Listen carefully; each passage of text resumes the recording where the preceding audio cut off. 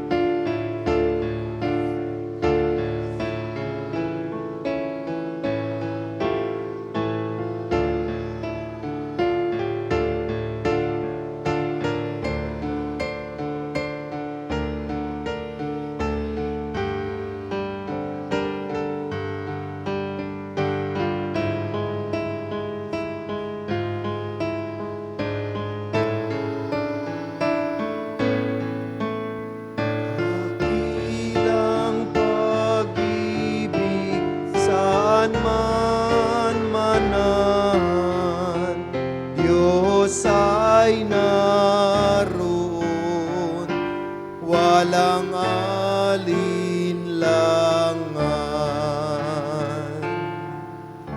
Sa ngalan ng Ama, ng Anak at ng Espiritu Santo. Amen. Ang pagpapala ng ating Panginoong Hesukristo, ang pag-ibig ng Diyos Ama, at ang pakikipagkaisa ng Espiritu Santo, naway sumainyong lahat. At sumayo rin. Mga minamahal na kapatid, welcome sa ating banal na pagdiriwang. Tayo ay nagkakasama-sama at nagkakatipon-tipon sa ikalawang linggo ng panahon ng Kwaresma. Patuloy tayong inaanyayahan na maghanda ng ating mga sarili upang maging makahulugan sa pagdiriwang natin ng Pasko ng muling pagkabuhay ng ating tagapagligtas. At upang tayo maging karapat-dapat sa banal na pagdiriwang na ito, aminin natin ang ating makasalanan at humingi tayo ng kapatawaran. Tayong lahat, inaamin ko sa makapangyarihang Diyos at sa inyo mga kapatid, na luba akong nagkasala sa isip, sa salita at sa gawa, at sa aking pagkukulang. Kaya'y sinasamo ko sa mahal na Birheng Maria, sa lahat ng mga anghel at mga banal, at sa inyo mga kapatid, na ako'y panalangin sa Panginoong ating Diyos. Kaawaan tayo na makapangyarihang Diyos, patawarin tayo sa ating makasalanan at patnubayan tayo sa buhay na walang hanggan. Amen.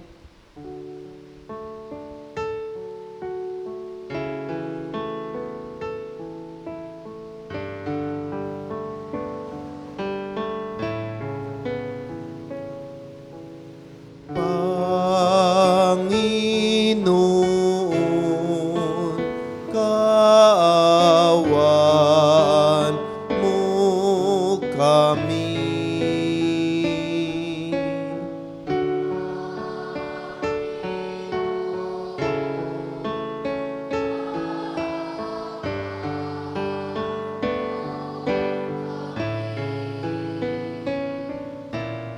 Kristo, kaawaan mo kami.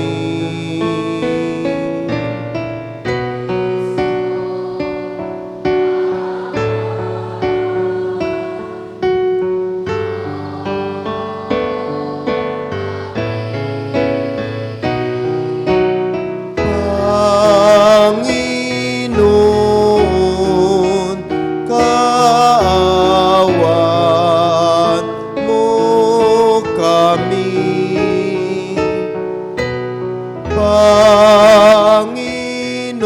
Panginoon, kaawaan mo kami. Manalangin tayo. Ama naming makapangyarihan, iniutos mong pakinggan namin ang minamahal mong anak na iyong kinalulugdan. Kami naway makapakinabang sa iyong salita upang sa pagdalisay nito sa aming kalooban, kami ay lumigaya sa pagkakita sa iyong liwanag sa pamamagitan ni Jesucristo kasama ng Espiritu Santo magpasawalang hanggan.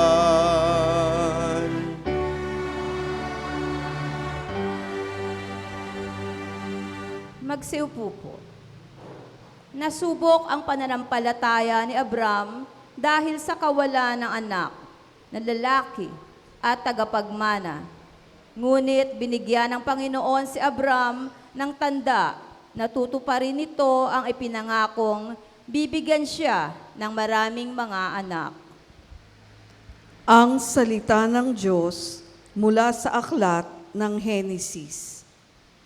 Noong mga araw na iyon, inilabas ng Diyos si Abram at sinabi sa kanya, "Masdan mo ang mga bituin. Mabibilang mo ba ang iyan? Ganyan karami ang magiging anak mo at apo." Nanalig si Abram, at dahil dito'y kinalugdan siya ng Panginoon. Sinabi pa ng Panginoon kay Abram, "Ako ang kumuha sa iyo sa Ur ng Kaldea upang ibigay sa iyo ang lupaing ito." Itinanong naman ni Abram, "Panginoon, aking Diyos, paano ko malalamang ito'y magiging akin?" Sinabi sa kanya, "Dalhan mo ako ng isang baka, isang kambing at isang tupa. Bawat isa'y 3 taon ang gulang. Magdala ka rin ng isang kalapati at isang bato-bato." Dinala nga ni Abram ang lahat ng iyon at biniyak ang bawat isa maliban sa mga ibon. Inihanay niyang magkakatapat ang pinaghating hayop. Bumaba ang mga buwitre upang kanin ito, ngunit itinaboy sila ni Abram. Nang kumikiling na ang araw, nakatulog ng mahimbing si Abram at nagkaroon ng isang nakatatakot na pangitain. Pagkalubog ng araw at laganap na ang dilim, biglang may lumitaw na palayok na umuusok at maningas na sulo na dumaan sa pagitan ng pinatay na mga hayop. At ng araw na yaon, nakipagtipan ang Panginoon kay Abram. Wika niya, "Nangangako ako na ibibigay sa lahi mo ang lupaing ito mula sa hangganan ng Ehipto hanggang sa ilog Euphrates." Ang salita ng Diyos. Salamat sa Diyos. Panginooy aking tanglaw, siya'y aking kaligtasan. Panginooy aking tanglaw, siya'y aking kaligtasan. Tanglaw ko'y ang puon, aking kaligtasan. Kaya walang takot ako kanino man. Sa mga panganib kanyang iingatan, kaya naman ako'y walang agam-agam. Tugon, Panginooy aking tanglaw, siya'y aking kaligtasan. O Diyos, ako'y dinggin sa aking pagtawag. Lingapin mo ako sa aking mahabag. Ang paanyaya mo'y lumapit sa akin. Huwag kang magkukublit, kita'y hahanapin. Tugon, Panginooy aking tanglaw, siya'y aking kaligtasan. huwag kang magagalit, huwag mong itatakwil. Akong katulong mo at iyong alipin. Tagapagligtas ko, huwag akong lisanin. Tugon, Panginooy aking tanglaw, siya'y aking kaligtasan. ako'y nananalig na bago mamatay, masasaksihan ko ang iyong kabutihan na igagawad mo sa mga hinirang. Sa Panginoong Diyos, tayo'y magtiwala. Ating patatagin ang paniniwala. Tayo'y umasa sa Kanyang kalinga. Tugon, Panginooy aking tanglaw, siya'y aking kaligtasan. Hinihikayat ni Pablo ang mga Kristiyano na magpakatatag sa kanilang pamumuhay na nakaugnay sa Panginoon. Nakatitiyak silang magtatagumpay sapagkat may kapangyarihan ang Panginoong baguhin ang lahat ng bagay sa langit at sa lupa. Pagbasa mula sa sulat ni Apostol San Pablo sa mga taga-Filipos. Mga kapatid, magkaisa kayong tumulad sa halimbawang ipinakita ko sa inyo. Kami ang gawin ninyong huwaran. Masdan ninyo ang lahat ng sumusunod sa mga halimbawang ito. Tulad ng malimit kong sabihin sa inyo, at ngayoy, luha ang inuulit ko. Marami ang namumuhay bilang makaaway ng krus ni Kristo. Kapahamakan ang kahinatnan nila sapagkat ang dinidiyos nila ay ang hilig ng kanilang katawan. Ikinararangal nila ang mga bagay na dapat sana nilang ikahiya at ang pinag-uukulan lang nila ng pansin ay ang mga bagay na panlupa. Sa kabilang dako, ang langit ang tunay nating bayan. Mula rooy, inihintay nating may pananabik ang Panginoong Hesukristo, ang ating tagapagligtas. Pagdating ng araw na iyon, babaguhin niya ang ating katawang lupa at gagawing maluwalhati tulad ng kanyang katawan sa pamagitan ng kapangyarihang ginamit niya sa pagpapasuko sa lahat ng bagay. Kaya nga, minamahal kong mga kapatid, aking kagalakan at karangalan na lagi kong kinasasabikang makita uli. Magpakatatag kayo sa inyong pamumuhay na nakaugnay sa Panginoon. Ang salita ng Diyos. Salamat sa Diyos. Magsitayo po tayo.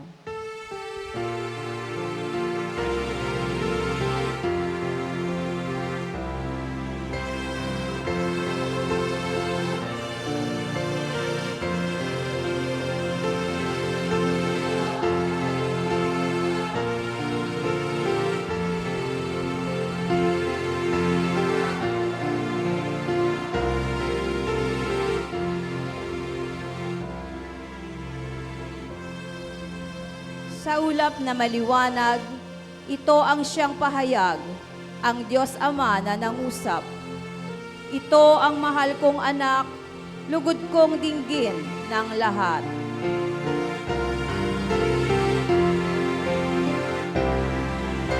Ikamo'y aming diringgin, wika mo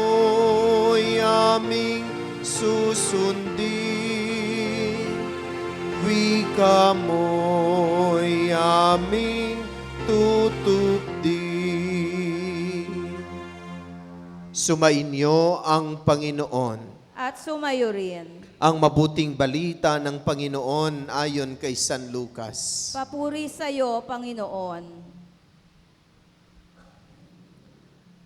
Noong panahong iyon, umakyat si Jesus sa bundok upang manalangin. Isinama niya sina Pedro, San Juan at Santiago. Samantalang siya'y nananalangin, nagbago ang anyo ng kanyang mukha. Nagningning ang kanyang kasuutan na naging puting-puti. Di kaginsa-ginsay lumitaw ang dalawang lalaki, sina Moises at Elias, na napakitang may kaningningan at nakipag-usap sa kanya. Pinag-uusapan nila ang nalalapit na pagpanaw ni Jesus na magaganap sa Jerusalem. Tulog na tulog si Pedro at ang kaniyang mga kasama. Ngunit sila'y biglang nagising at nakita nila si Jesus na nagniningning ang dalawang lalaking nakatayo sa tabi niya. Nang papaalis na sa tabi ni Jesus ang mga lalaki, sinabi ni Pedro, "Guro, mabuti pa'y dumito na tayo. Gagawa po kami ng 3 kubol, isa sa inyo, isa kay Moises, at isa kay Elias." Ang totoo'y hindi niya nalalaman ang kaniyang sinasabi. Nagsasalita pa siya nang matakpan sila ng isang ulap at sila'y natakot. At may isang tinig mula sa alapaap na nagsabi, "Ito ang aking anak, ang aking hinirang. Siya ang inyong pakinggan." Nang tumigil ang tinig, nakita nilang nag-iisa na si Jesus. At hindi muna sinabi ng mga alagad kanino man ang kanilang nakita. Mga kapatid, ang mabuting balita ng Panginoon. Pinupuri ka namin, Panginoong Hesukristo. Magandang umaga po sa lahat. Batiin po natin ang ating mga katabi ng magandang umaga.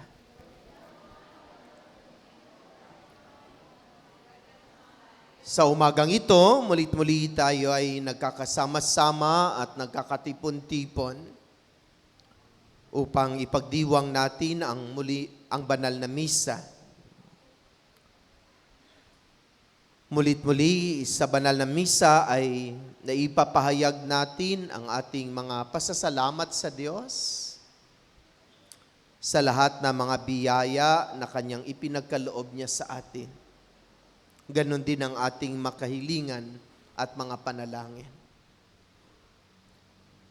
Sa gitna ng magulong mundo, maraming mga pagsubok, hirap sa buhay, mga hamon na ating nararanasan.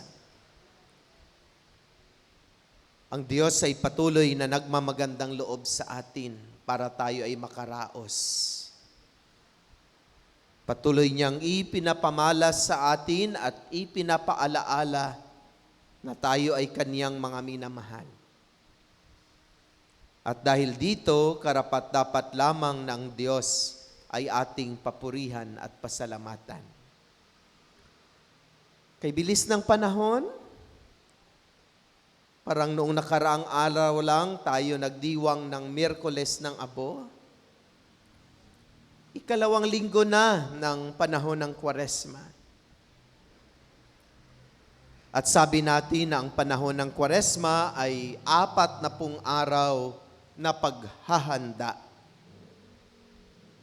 At tayo ngayon ay nasa 2 linggo na ng paghahanda. At ang aking tanong ay, Kamusta naman ang inyong paghahanda? Nakapagsimula na tayo?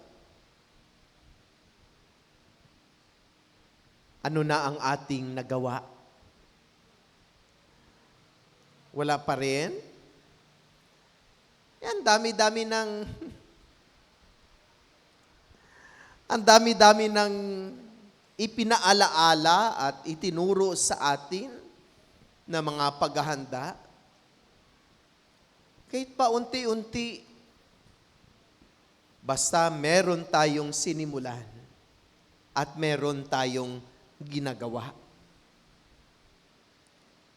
Kasi itong ating mga pagsusumikap ay pagpapahayag ng pagmamahal natin sa Diyos. Kasi yung pinaghahandaan natin ay hindi basta-basta isang pagdiriwang lang, kundi ito'y isang pagpapahayag ng tunay na pag-ibig. Saan ka makakita ng pag-ibig na talagang pinaghirapan? Saan ka makakita ng tunay na pag-ibig na talagang pinagpatuluan ng pawis, luha at dugo? Saan ka makakita ng tunay na pag-ibig na pinagbuwisan niya ng kanyang buhay para tayo ay maligtas? Kaya sana mabigyan natin ng halaga ang panahon ng Kwaresma kung tayo ay may ginagawang paghahanda. Alam ko meron. Tulad ng ating pagdadaan ng krus tuwing Biyernes. Ang init-init kaya, pero nagsasakripisyo tayo. Inaalaala natin yung daan ng krus. Bahagi po iyon ng paghahanda natin. Na tayo ay nagtasakripisyo, tayo ay nananalangin, tayo ay nagninilay ng pagpapakasakit ng Panginoon. Kaya yung hindi sumasama ng daan ng krus sa ating mga chapel, sama po tayo. Tuwing Biyernes po iyon. Ang iba sa ganap na 3:00 para madama nila ang medyo init, bahagi ng kanilang pagsasakripisyo. Ang iba naman ay 4:00, ang ibang kapilya naman ay madaling araw.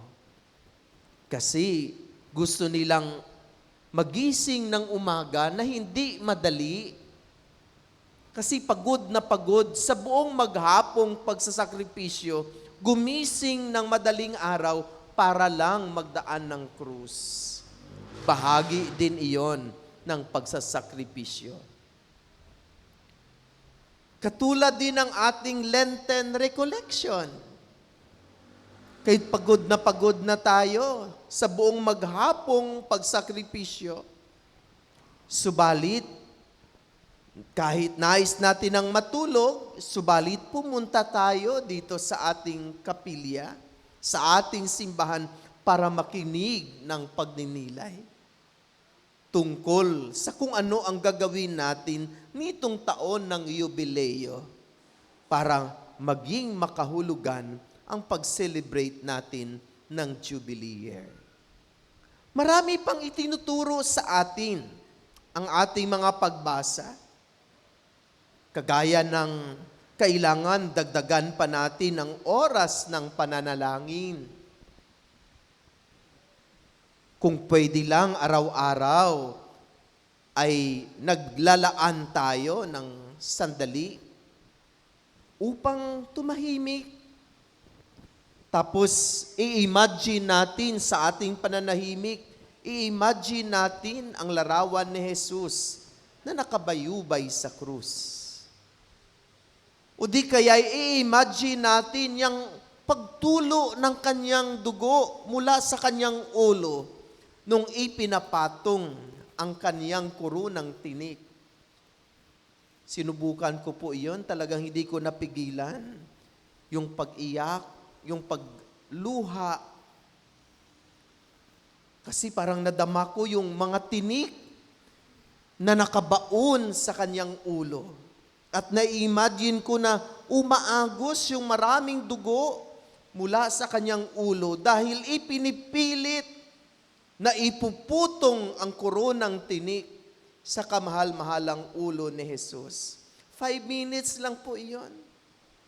Pero marami nang mangyayari sa iyong kalooban habang ika'y nananahimik at pinagnilayan mo ang iba't ibang pagpapakasakit ng ating Panginoon.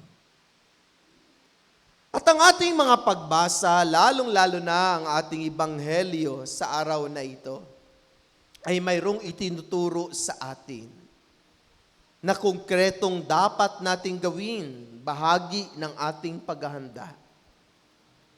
At si Jesus mismo ang nagturo. Saan umakyat si Jesus at ang kaniyang mga alagad upang manalangin? Sa isang bundok. At habang sila ay nasa taas ng bundok at habang si Jesus ay nananalangin, ano ang nangyari? Ano ang nangyari? Nagbagong anyo ang ating Panginoon. Gets nyo na kung anong paghahanda ang dapat nating gawin? Tayo rin ay inanyayahan ni Jesus na sana magkaroon din ng pagbabagong anyo ang ating mga buhay. Hindi lang palaging ganun pa rin, kundi sana meron pagbabago kahit kaunti sa ating mga buhay at sa ating mga puso. Lahat naman tayo ay nangangarap na magkaroon ng pagbabago, di ba? Kaya tayo ay nagsusumikap kahit papano para magkaroon ng pagbabago ang ating buhay.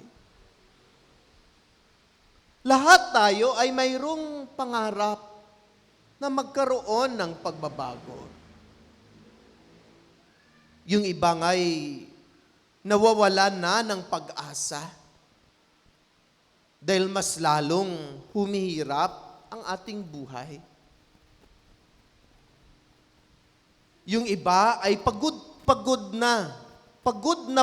na sa pagpapangarap ng pagbabago. Subalit tila bagang mas lalong humihirap at hindi umaangat kahit kunti ang buhay bilang isang Pilipino. Mga minamahal na kapatid, tandaan po natin na ang pagbabago ay hindi isang magdamagang proseso. It is not an overnight process. Change is not an overnight.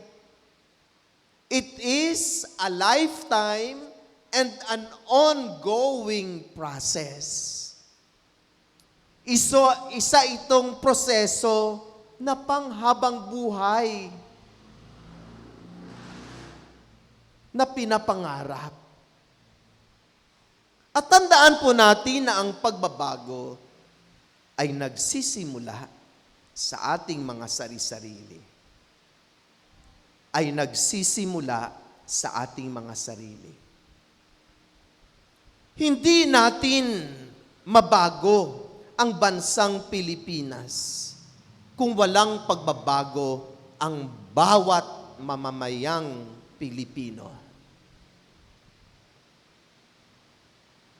Walang pagbabago na mangyayari sa ating bansa kung walang magbago sa ating isipan at sa ating pangunawa bilang Pilipino.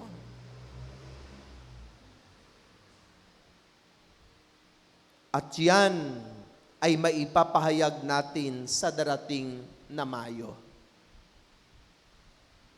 Kung ipagpatuloy natin ang ating pag-iisip na bibilhin ang ating mga boto walang pagbabago na mangyari sa atin.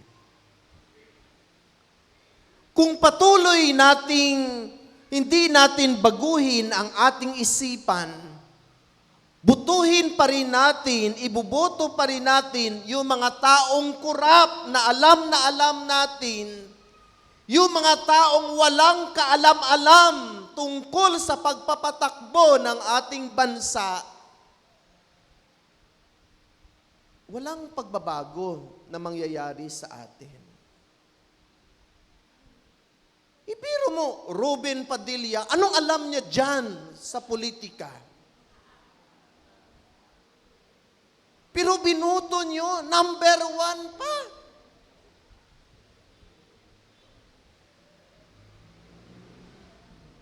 Bong Revilla,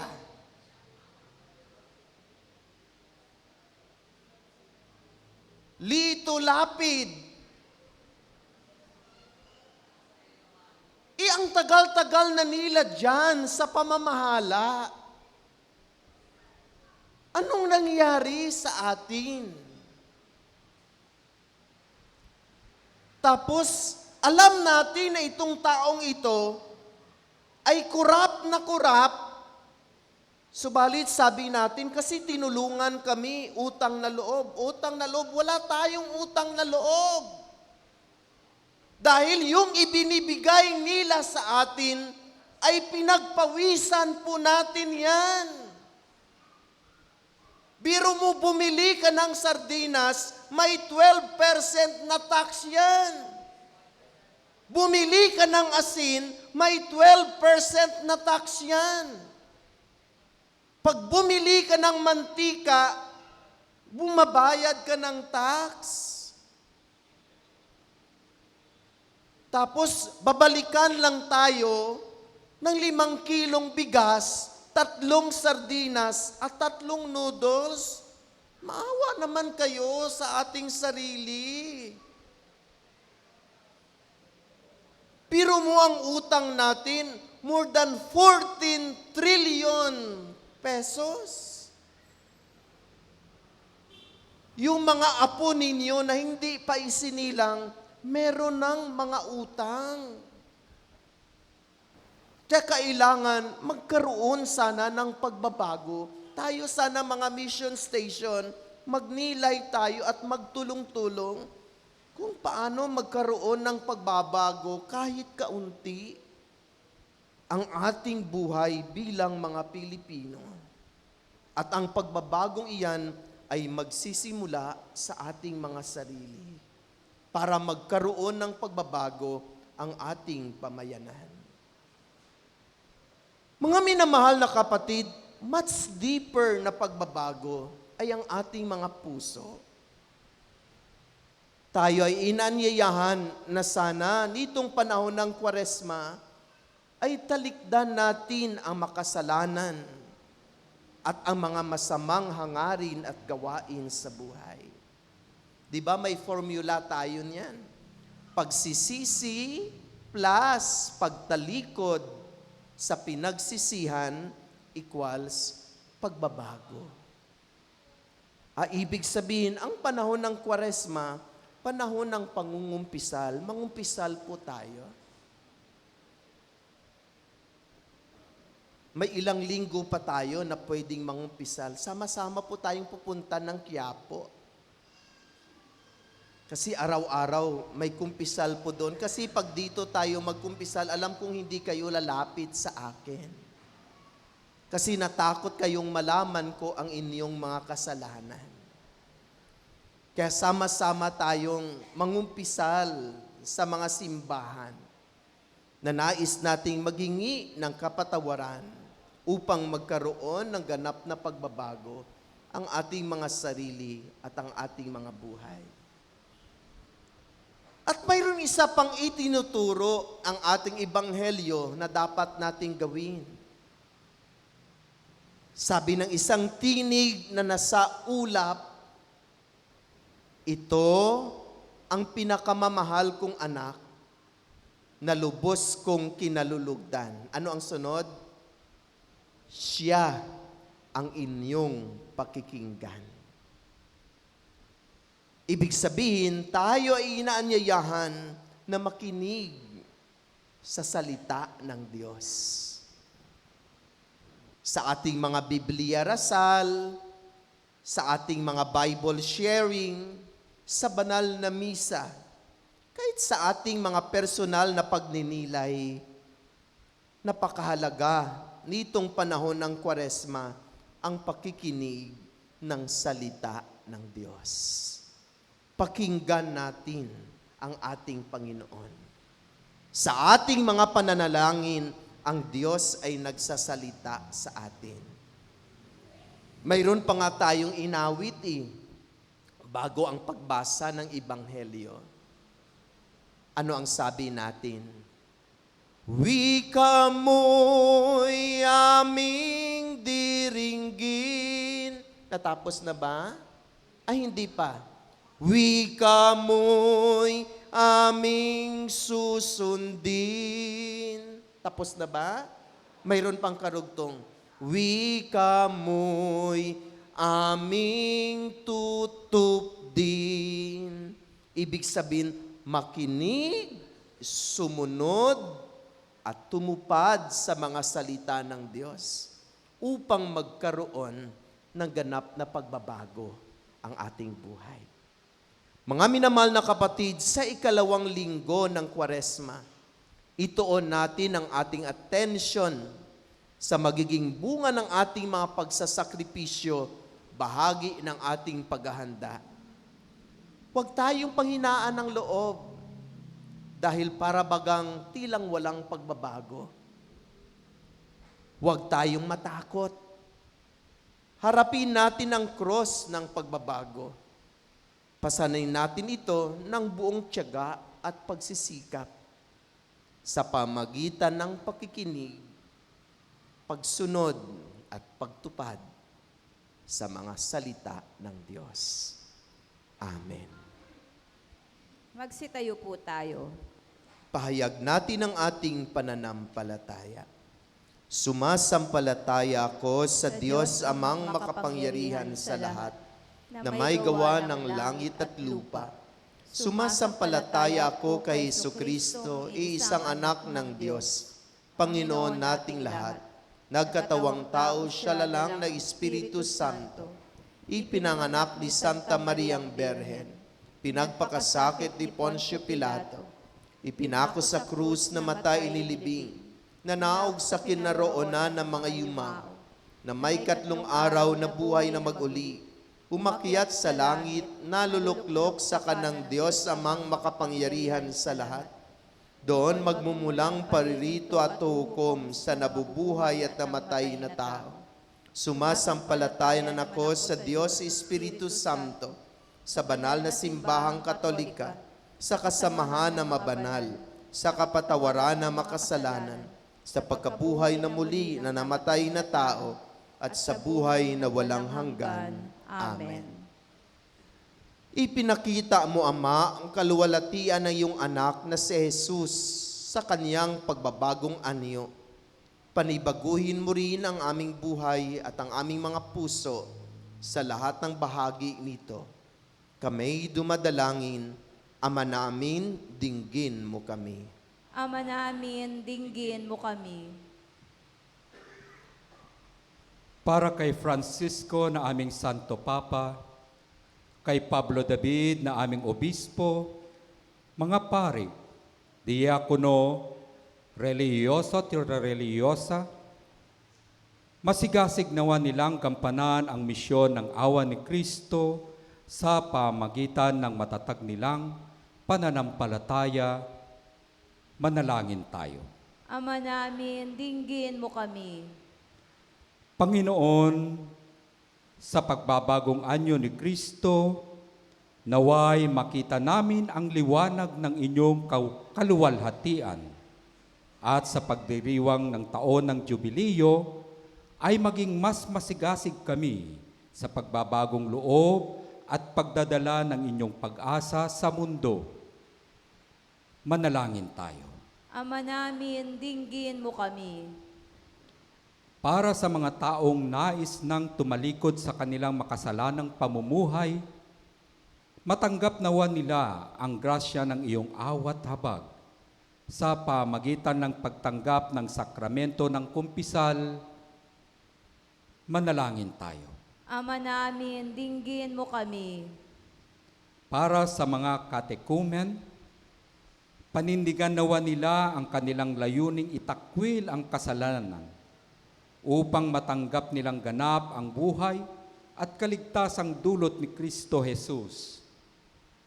Manalangin tayo. Ama namin, dinggin mo kami. Para sa mga yumao, sa pamagitan ng kanilang pananampalataya sa iyo, Panginoon, makasapit nawa sila sa buhay na ipinakog mo sa kanilang noong sila'y binyagan. Manalangin tayo. Ama namin, dinggin mo kami.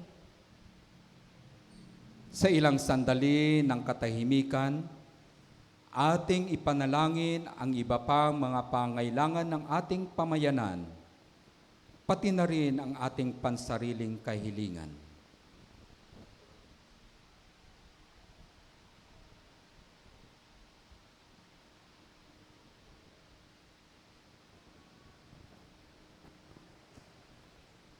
Manalangin tayo.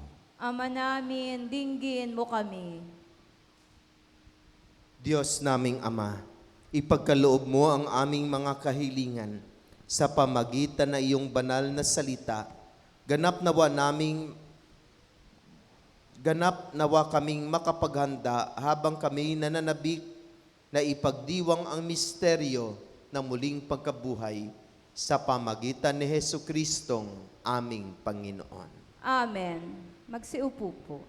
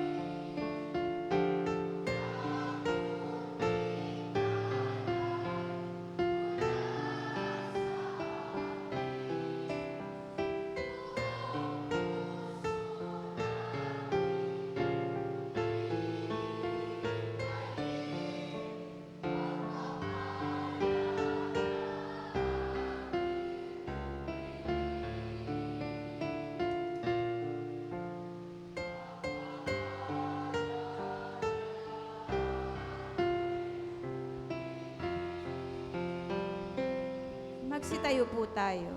Manalangin kayong makapatid upang paghahain nating ito ay kalugdan ng Diyos amang makapangyarihan. Tanggapin nawa ng Panginoon itong paghahain sa iyong mga kamay, sa kapurihan niya at karangalan, sa ating kapakinabangan at sa buong sambayanan niyang banal. Ama naming lumikha, ang paghahain ito ay magdulot nawa ng kapatawaran ng aming mga kasalanan at magpabanal sa aming buong katauhan para sa pagdiriwang ng Pasko ng pagkabuhay sa pamamagitan ni Hesu Kristo kasama ng Espiritu Santo magpasawalang hanggan. Amen. Sumainyo ang Panginoon. At sumayo rin. Itaas sa Diyos sa inyong puso at diwa. Itinaas na namin sa Pasalamatan Panginoon. natin ang Panginoon na ating Diyos. Marapat na siya ay pasalamatan. Ama naming makapangyarihan, tunay nga marapat na ikaw ay aming pasalamatan sa pamamagitan ni Hesu Kristo na aming Panginoon.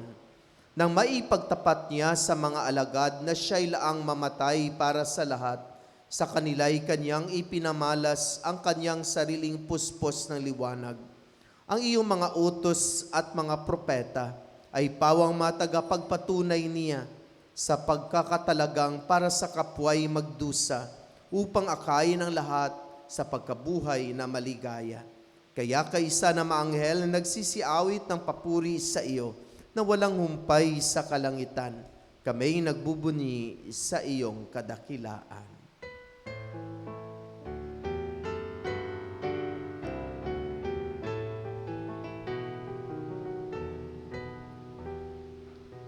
Santo, Santo, Santo, Panginoong Diyos, napupuno ang langit at lupa ng kadakilaan mo.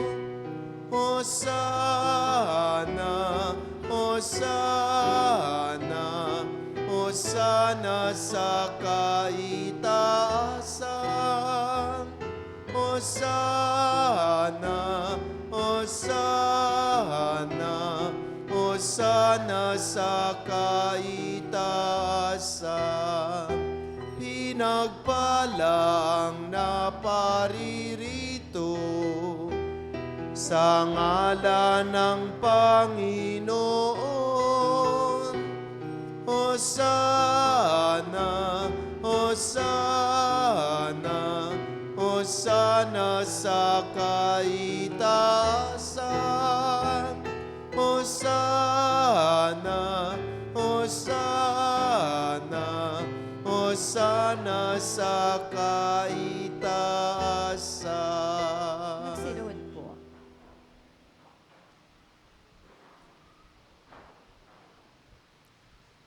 Ama naming banal, ikaw ang bukal ng tanang kabanalan. Kaya't sa pamamagitan na iyong Espiritu, gawin mong banal ang mga kaloob na ito upang para sa amin ay maging katawan at dugo ng aming Panginoong Hesu Kristo. Bago niya pinagtiis ang kusang loob na maging handog, hinawakan niya ang tinapay, pinasalamatan kaniya, pinagati-hati niya iyon. Iniabot sa kaniyang mga alagad at sinabi, tanggapin ninyong lahat ito at kanin. Ito ang aking katawan na ihahandog para sa inyo.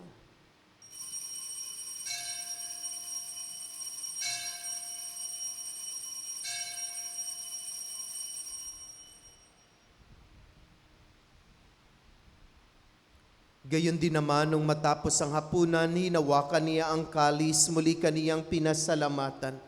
Iniabot niya ang kalis sa kaniyang mga alagad at sinabi, tanggapin ninyong lahat ito at inumin. Ito ang kalis ng aking dugo, ng bago at walang hanggang tipan.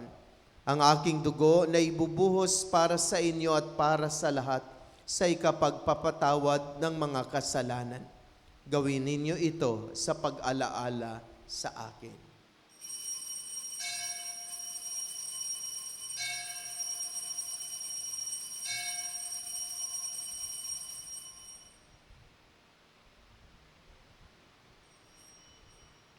Ipagbunyi natin ang misteryo ng pananampalataya.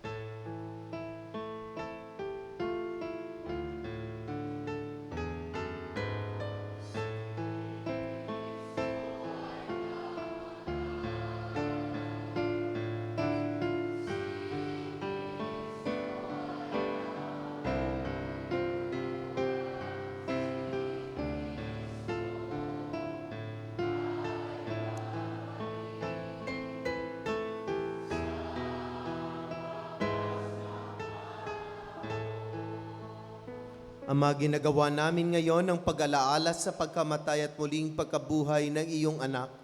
Kaya tinialay namin sa iyo ang tinapay na nagbibigay buhay at ang kalis na nagkakaloob ng kaligtasan. Kami nagpapasalamat dahil kami iyong minarapat na tumayo sa harap mo para maglingkod sa iyo. Isinasamo namin kaming magsasalo-salo sa katawan at dugo ni Kristo ay mabuklod sa pagkakaisa sa pamamagitan ng Espiritu Santo. Ama, lingapin mo iyong simbahang laganap sa buong daigdig. Puspusin mo kami sa pag-ibig kaisa ni Francisco na aming Santo Papa, ni Pablo Virgilio na aming Obispo at ng Tanang Kaparian. Alalahanin mo rin ang makapatid naming nahimlay na may pag-asang sila'y muling mabubuhay, gayon din na lahat ng mga pumanaw. Kaawaan mo sila at patuloyin sa iyong kaliwanagan. Kaawaan mo at pagindapatin kaming lahat na makasalo sa iyong buhay na walang wakas, kaysa ng mahal na Bereng Maria, Ina ng Diyos, ng kaniyang kabiyak ng puso si San Jose, kaysa ng mga apostol at ng lahat ng mabanal na namuhay dito sa daigdig na ang kalugod-lugod sa iyo.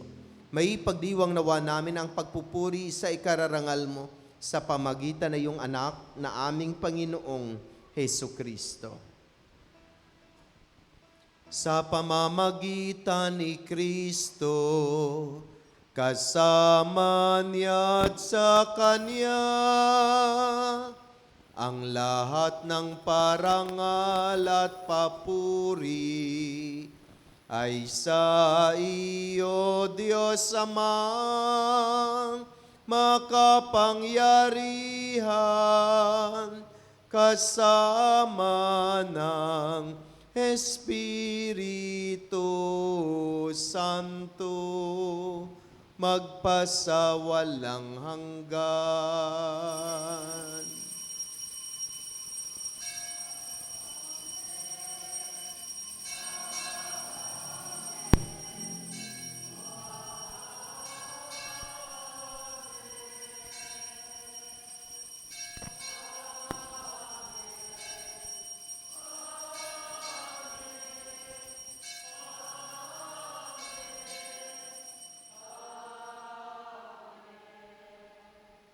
Sa tagubilin na nakagaling na utos sa turo ni Jesus na Panginoon natin at Diyos, ipahayag natin ang lakas loob.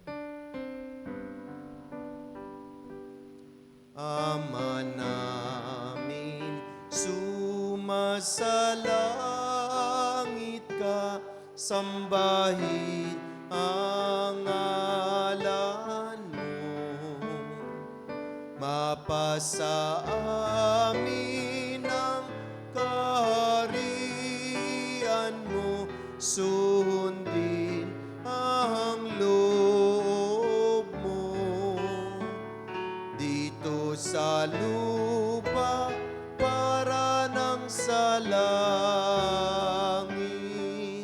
Bigyan mo kami ngayon ng aming kakanin sa araw-araw, at patawarin mo ang aming mga sala para ng pagpapatawad namin sa nagkakasala sa amin. At huwag mo kami ipahintulot sa tukso, at iadya mo kami sa lahat ng masama. Hinihiling namin kami iadya sa lahat ng masama, pagkalooban ng kapayapaan araw-araw, iligtas sa kasalanan at ilayo sa lahat ng kapahamakan, samantalang aming pinanabikan ng dakilang araw ng pagpapahayag ng tagapagligtas naming si Hesu Kristo.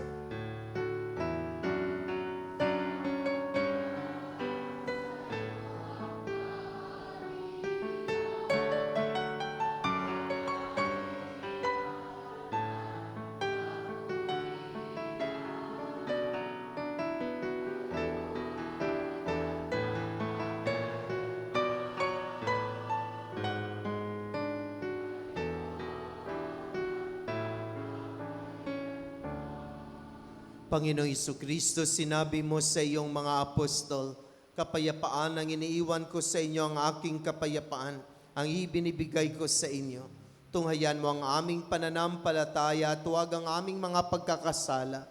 Pagkalooban mo kami ng kapayapaan at pagkakaisa, ayon sa iyong kalooban, kasama ng Espiritu Santo, magpasawalang hanggan. Amen. Ang kapayapaan ng Panginoon ay laging sumainyong lahat. At sumayo rin. Magbigayan tayo ng kapayapaan sa isa't isa.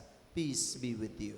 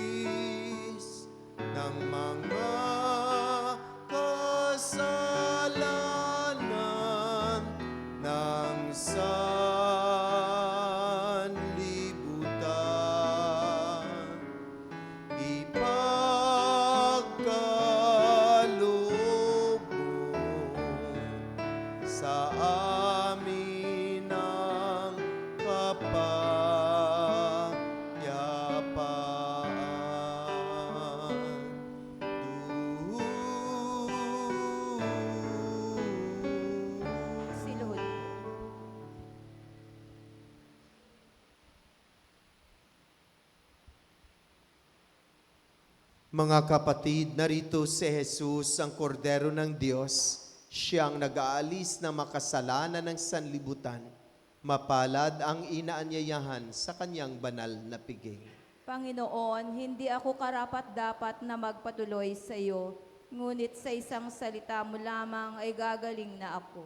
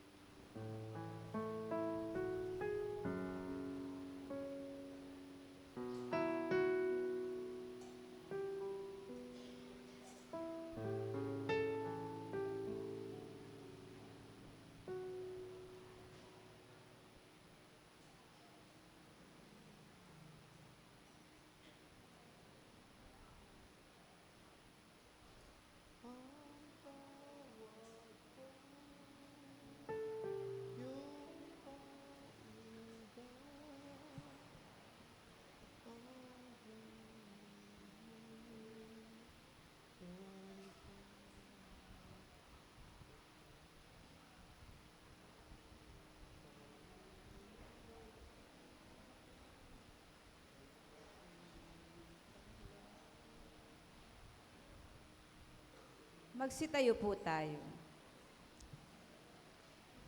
Manalangin tayo.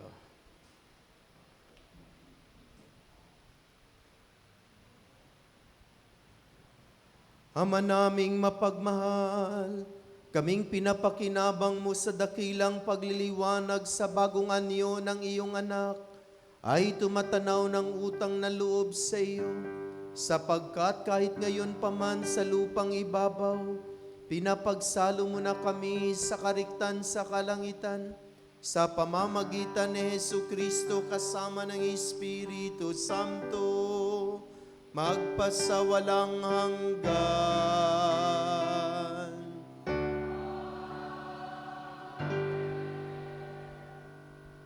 Panalangin sa Birhen ng Banal na Puso ni Jesus. Alalahanin mo, mahal na ina ng banal na puso ni Jesus, ang madakilang bagay na ginawa ng Panginoon para sa iyo. Hinirang kang maging kanyang ina, ninais niyang malapit ka sa kanyang krus, binahaginan kanya ng kanyang kaluwalhatian, dinirinig niya ang iyong panalangin. Sa kanya'y alay ang aming papurit pasasalamat, sa kanya'y isang guni ang aming kahilingan, na tulad mo'y mamuhay kaming lagi sa pagmamahal na iyong anak, upang kanyang karya ay patuloy na may sa katuparan. Samahan kaming lahat sa bukal ng buhay na nagmula sa kanyang puso, nang lumaganap sa sanlibutan ang pag-asa at kaligtasan, ang katarungan at kapayapaan. Pagmasdan mo kaming sa iyo'y nagtitiwala, pakinggan mo kaming sa iyo'y nagsusumamo. Maranasan nawa naming lagi ang makainang pagkalinga mo, siya nawa. Birhen ng Banal na Puso ni Jesus. Ipanalangin mo kami. Birhen ng Banal na Puso ni Jesus. Ipanalangin mo kami. Birhen ng Banal na Puso ni Jesus. Ipanalangin mo kami. Magsiupo po para sa mga pasasalamat at paanyaya. Pasalamatan po natin ang lahat ng mga tumulong sa paglilingkod. Music Ministry at Regina Celli Children's Choir, Leo Eucharistic Ministers, Ministry of Altar Servers, Ministry of Ushers, Greeters, and Collectors, Ministry of Lectors and Commentators, Social Communications Ministry, para sa ating FB live streaming, sa ating pong lahat na narito ngayon, at sa nanguna po sa ating banal na pagdiriwang, Reverend Father Sammy Patriarca, MSc. Pasalamatin din po natin ang sponsor ng ating misa ngayon, ang San Juan Bautista Chapel. Sa susunod na linggo naman po ang Santa Teresa ng Calcutta Chapel. Mga paalala at panyaya, nagsimula na po ang pagdalaw ng mga apostoles kasama ang MLC sa bawat tahanan sa ating komunidad. Sila po ay mag-aalay ng panalangin sa bawat pamilya o tahanan na sa kanila po ay magpapatuloy. Ang mga sumusunod pa rin po ang mga schedule. April 6, St. Louis and San Juan Chapel. April 13, San Roque and Calcutta Chapel. Patuloy po nating suportahan ang ating Isang Dakot program sa pamamagitan ng pag-aalay ng bigas na ating pinamamahagi sa mga kapatid nating higit na nangangailangan. Ang Isang Dakot mo ang papawi sa gutom ko. Ganon din po ang ating balikhandog at mga donasyon para po sa pagpapagawa at pangangailangan ng ating simbahan. Maraming salamat po. Magsitayo po tayong lahat.